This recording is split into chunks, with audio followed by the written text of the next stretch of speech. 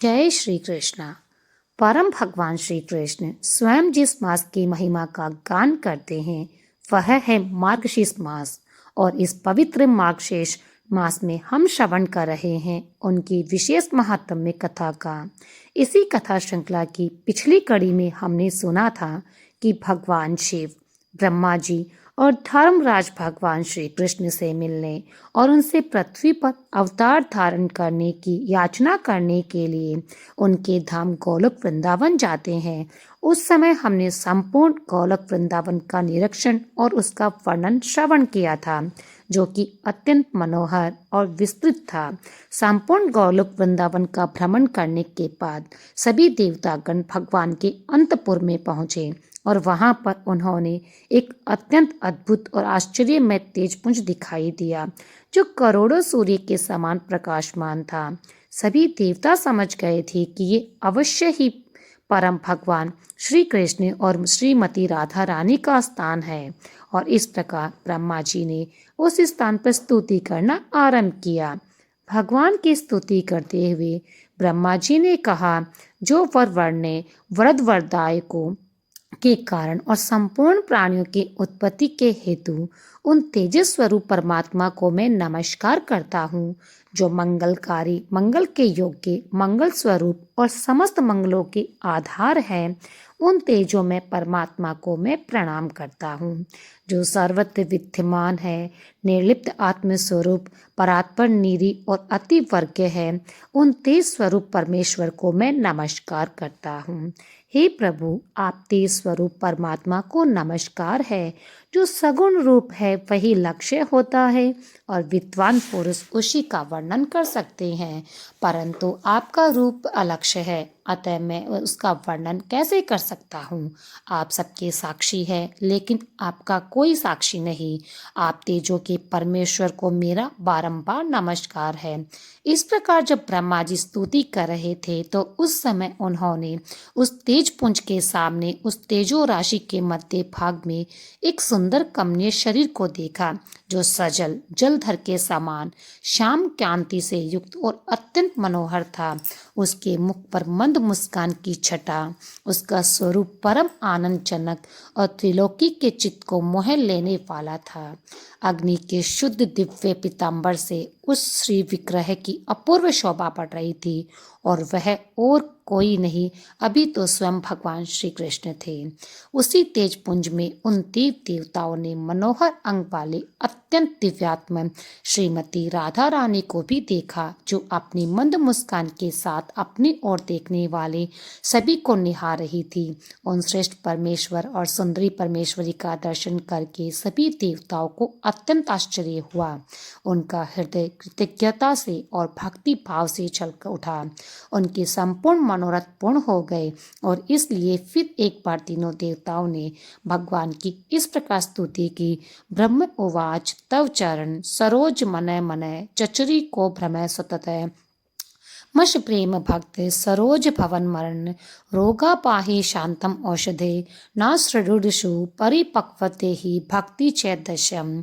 जी ने कहा, हे परमेश्वर, मेरा चित्त रूपी चंचल भ्रमर आपके चरणाविदर में निरंतर प्रेम भक्ति पूर्वक भ्रमण करता रहे। शांति रूपी औषध देकर मेरे जन्म मरण के रोग से रक्षा करें। मुझसे दृढ़ और अत्यंत परिपक्व भक्ति और दास से भाव प्रदान करें। उसके बाद भगवान शिव ने स्तुति करते हुए कहा, भावा जलाधिनी मग्नाचित मनोमय दियो भ्रम सत्तम स्मिन घोर संसार कूपे विषय मदति विनियम सृष्टि संहार रूपम अपनय तव भक्ति ते ही पादर विंदे। हे प्रभु, भवसागर में डूबा हुआ मेरा चित्त रूपी मत से सदा ही इस घोर संसार रूपी कूप में चक्कर लगाता है। सृष्टि और संहार यही इसका अत्यंत निंदनीय विषय है। आप इस विषय को दूर करिए और अपने चरणावृंद की भक्ति प्रदान कीजिए।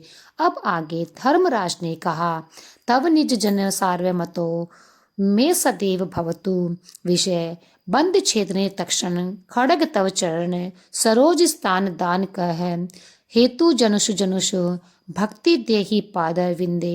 हे मेरे ईश्वर, आपके आत्मीय जनों के साथ मेरा सदा संगम होता रहे, जो विषय रूपी बंधन को काटने के लिए तीखी तलवार का काम देते हैं तथा आपके चरणाविद में स्थान दिलाने का एकमात्र हेतु है। आप जन्म जन्म में मुझे अपने चरणाविंद की भक्ति प्रदान कीजिए। इस प्रकार स्तुति करने के बाद सभी देवताओं के मनोरथ पूर्ण हुए और वे तीनों देवता कामनाओं की पूर्ति करने वाले उन परम भगवान श्री राधा वल्लभ के समस्त उपस्थित हो गए। देवताओं की ये स्तुति सुनकर भगवान श्री कृष्ण के मुखारविंद पर सुंदर मुस्कान छा गई। उनसे हित कर वो प्रिय सत्य वचन कहते हुए इस प्रकार से कहने लगे, हे देवतागण, आज सभी लोग इस समय मेरे धाम में पधारे हैं। यहाँ आप सभी का हृदय से स्वागत है। भगवान शिव के आश्रम में रहने वाले लोगों का तो कुशल पूछना उचित चित ही नहीं है। यहाँ आकर आप सभी निश्चिंत हो जाइए। मैं समस्त जीवों के भीतर विराजमान हूँ, लेकिन स्तुति के द्वारा प्रत्यक्ष होता हूँ। आप सभी की जो इच्छाएं हैं वह मैं अच्छे से जानता हूँ। हे देवतागण, शुभ और अशुभ जो भी कार्य है वह समय पर ही घटित होंगे। वृक्ष अपने समय पर ही सदा फूलते और फलते हैं।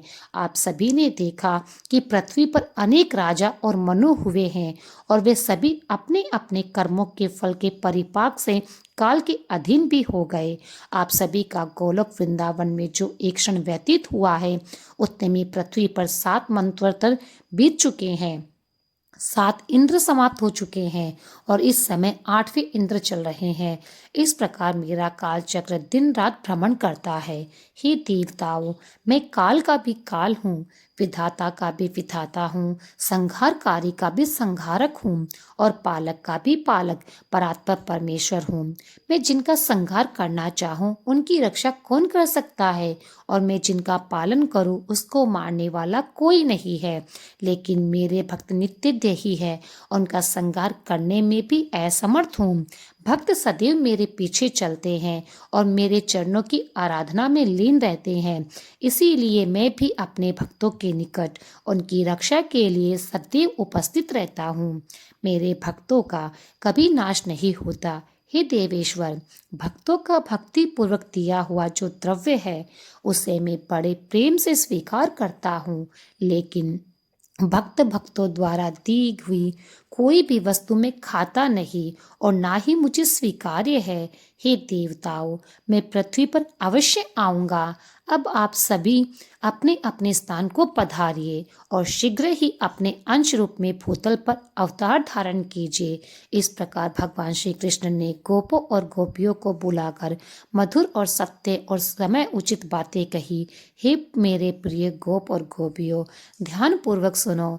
तुम सब के सब नारायण नंदराय जी के जो उत्कृष्ट व्रज है उनके पास जाओ, उस वज्र में अवतार धारण करो। हे राधिके, तुम भी शीघ्र ही वृषभानु के घर पधारो। वृषभानु की प्यारी पत्नी बड़ी साध्वी है, उनका नाम कलावती है।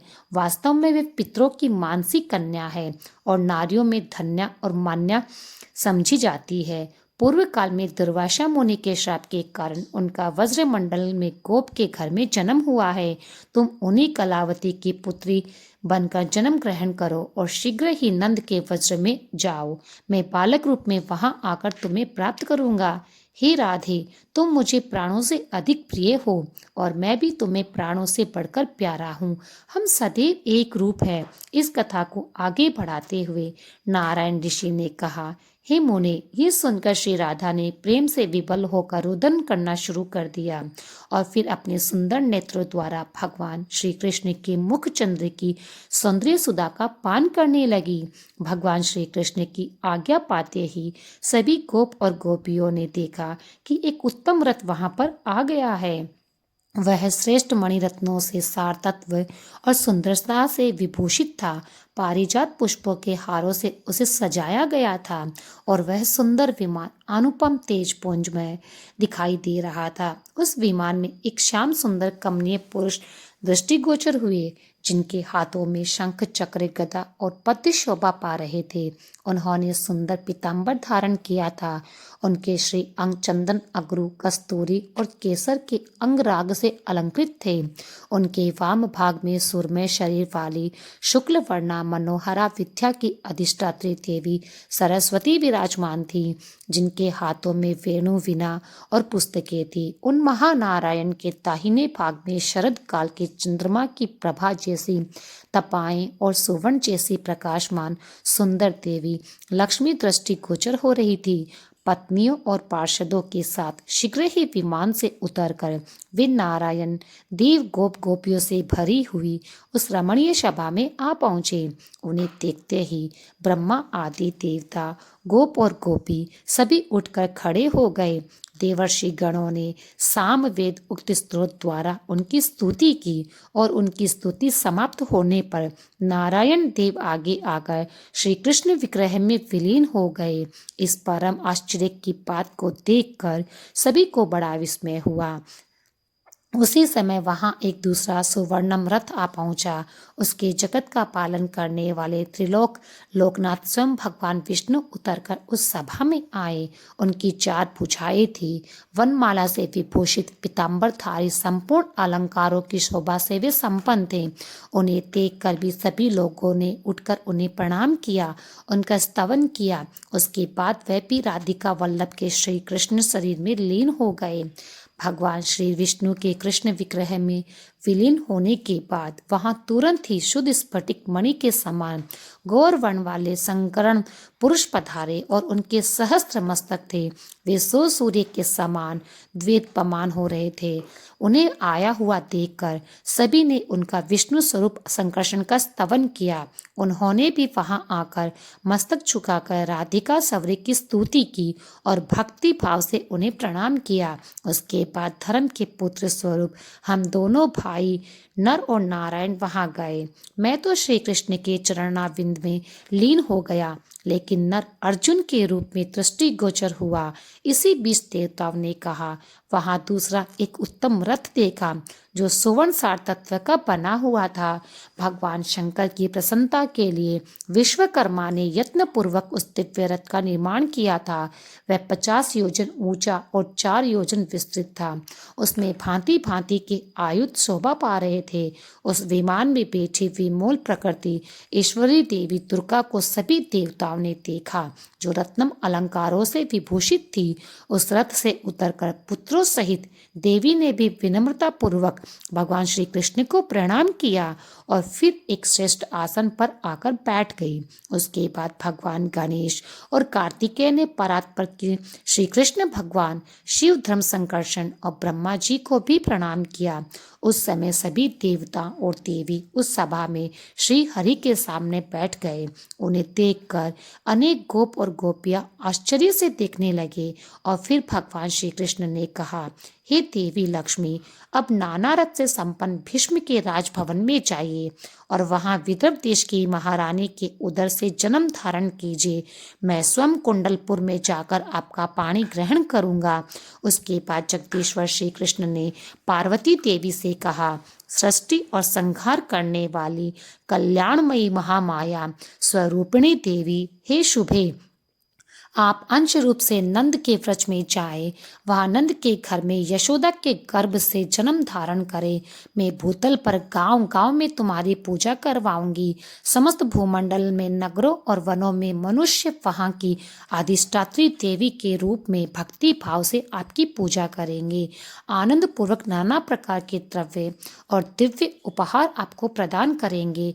हे शिवे, आप जो ही भूतल का स्पर्श करेंगी, त्यों ही मेरे पिता वसुदेव यशोदा से सूतिका गार में जाकर मुझे वहां स्थापित कर देंगे और फिर आपको लेकर वापस आ जाएंगे। कंस का साक्षात्कार होने मात्र से अब पुनः शिव के समीप चली जाएंगी और मैं भूतल का भार उतार कर अपने धाम में वापस आऊंगा। उसके बाद भगवान श्री कृष्ण ने स्कंद से कहा, हे वत्स सुरेश्वर, तुम अंश रूप में भूतल पर जाओ और जावती के गर्भ से जन्म ग्रहण करो। सभी देवता अपने अंश से पृथ्वी पर जाएं और जन्म ले। मैं निश्चय ही पृथ्वी का भार हरण करूंगा। इस प्रकार कहकर भगवान राधिका नाथ श्रेष्ठ आसन पर बैठ गए और तब ब्रह्मा जी ने हाथ जोड़कर अत्यंत विनय पूर्वक भगवान श्री कृष्ण से पूछा, प्रभु, इस सेवक के निवेदन पर जरा ध्यान दीजिए।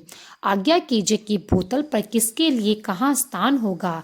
सेवक वही है जो सदा भक्ति भाव से प्रभु की आज्ञा का पालन करे। तो कृपया आप मुझे ये बताइए कि कौन देवता किस रूप में अवतार लेंगे, देविया भी किस कला से अवतरण होगी, भूतल पर कहाँ उनका निवास स्थान होगा और वह किस नाम से ख्याति प्राप्त करेगी। ब्रह्मा जी की ये बात सुनकर भगवान श्री कृष्ण ने उत्तर दिया, हे ब्राह्मण, जिसके लिए जहाँ स्थान होगा वह विधिवत बता रहा हूँ। सुनो, कामदेव रुक्मणी के पुत्र होंगे और सम्बरासुर के घर में जो छाया रूप में स्थित है वह सती मायावती के नाम से प्रसिद्ध होगी, उनकी पत्नी बनेगी। आप उन्हीं रुक्मणी नंदन प्रद्युम्न के पुत्र बनेंगे और आपका नाम अनिरुद्ध होगा। भारती शोणितपुर में जाकर बाणासुर की पुत्री होगी। जगदीश्वर अनंत देव की के गर्भ से आकृष्ट रोहिणी के गर्भ से जन्म लेंगे। माया द्वारा उस गर्भ का संकर्षण होने से उनका नाम संकर्षण होगा। सूर्य पुत्री यमुना गंगा के अंश के साथ भूतल पर कालिंदी नाम वाली पटरानी बनेगी। तुलसी आंधे अंश से राजकन्या लक्ष्मणा के रूप में अवतरित होंगी। वेद माता सावित्री नग्नजीत की पुत्री सती सत्या के नाम से प्रसिद्ध होगी। वसुधा सत्यभामा और देवी सरस्वती शैवी बनेंगी। रोहिणी राजकन्या मित्र वृंदा होगी। सूर्य पत्नी संज्ञा अपनी कला से जगत गुरु की पत्नी रत्नमाला बनेगी। स्वाहा अपने एक अंश से सुशीला के रूप में अवतरण होगी। ये रुक्मणी आदि 9 स्त्रियां हुई। उसके अतिरिक्त पार्वती अपने आधे अंश से जाव होगी और ये 10 पटरानियां होंगी। समस्त देवता के अंश भूतल पर जाए, वे राजकुमार होकर युद्ध में मेरे सहायक बनेंगे। कमला की कला से 16,000 राजकन्याएं प्रकट होंगी। वे सब की सब मेरी रानियां बनेंगी। वे धर्मदेव रूप में पांडव पुत्र युधिष्ठिर होंगे। वायु के अंश से भीमसेन और इंद्र के अंश से साक्षात अर्जुन का प्रादुर्भाव होगा। अश्विनी कुमारों के अंश से नकुल और सहदेव प्रकट होंगे। सूर्य का अंश कर्ण बनेगा और साक्षात यमराज विदुर बनेंगे। कली का अंश दुर्योधन होगा। समुद्र का अंश शांतनु, शंकर का अंश अश्वत्थामा और अग्नि का अंश द्रोण होगा। चंद्रमा का अंश अभिमन्यु के रूप में प्रकट होगा। स्वयं वसुदेव देवता भीष्म होंगे। कश्यप के अंश से वसुदेव और अदिति के अंश से देवकी होगी। वसु के अंश से नंद गोप का प्रादुर्भाव होगा। वसु की पत्नी यशोदा होंगी। कमला के अंश से द्रौपदी होंगी, जिनका प्रादुर्भाव यज्ञ कुंड से होगा। अग्नि के अंश से महाबली दुष्ट दमन का जन्म होगा। शत्रुपा के अंश से सुभद्रा होगी, जिनका जन्म देवकी के गर्भ से होगा। देवता लोग भारहारी होकर अपने अंश से पृथ्वी का अवतरण होंगे और इसी प्रकार देव पत्नियां भी अपनी कला से भूतल पर जाएंगी। हे नारद मुनि, ऐसा कहकर भगवान श्री कृष्ण चुप हो गए और ये सारा वृतांत सुनकर प्रजापति ब्रह्मा वहां अपने स्थान पर बैठ गए। उस समय ब्रजेश्वरी श्री राधा रानी ने कहा, हे नाथ, मैं कुछ कहना चाहती हूँ, कृपया आप इस दासी की बात को सुनिए। मेरे प्राण चिंता से निरंतर जल रहे हैं, चित्त चंचल हो रहा है। आपकी ओर देखते समय मैं पल भर के लिए भी आंख बंद करने या मरने में असमर्थ हो जाती हूँ। फिर प्राणनाथ, आपके बिना भूतल पर अकेली मैं कैसे जाऊंगी? आप मुझे कृपया सत्य कहे, वहाँ गोकुल में कितने काल के पश्चात आपके साथ मेरा अवश्य मिलन होगा? आपको देखे बिना एक निमेष से समान है। वहाँ मैं किसे देखूंगी, कहाँ जाऊंगी, कौन मेरी रक्षा करेगा? आपके सिवा दूसरे किसी पिता माता भाई बंधु बहन पुत्र का मैं क्षण भर भी चिंतन नहीं करती। यदि आप मुझे भूतल पर भेजकर माया से आच्छन्न करना चाहते हैं, वैभव देकर भुलाना चाहते हैं, तो मेरे समक्ष सच्ची प्रतिज्ञा करें। हे मधुसूदन, मेरा मन रूपी मधु आपके मकरंद युक्त चरणाविद में नित्य निरंतर भ्रमण करता रहे। जिस योनि में मेरा जन्म हो, वहाँ आप मुझे अपना स्मरण और मनोवांछित दास से भाव प्रदान करें। श्रीमती राधा रानी की इस प्रकार चिंता को सुनकर भगवान श्री कृष्ण ने कहा, हे महादेवी, सुस्थिर हो जाओ, भय का त्याग करो।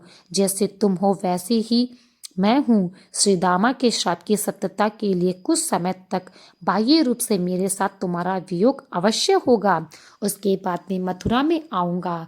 वहाँ भूतल का भार उतारना, माता पिता को बंधन से छुड़ाना, अन्य भक्तों का उद्धार करना, द्वारका का निर्माण करना, राजस यज्ञ का दर्शन करना, 16,110 राजकन्याओं के साथ विवाह करना, शत्रुओं का दमन करना, बाणासुर की भुजाओं को काटना, मुनि मंडली का दर्शन करना, वज्र के बंधुजनों से वार्तालाप करना, पिता के यज्ञ का संपादन करना।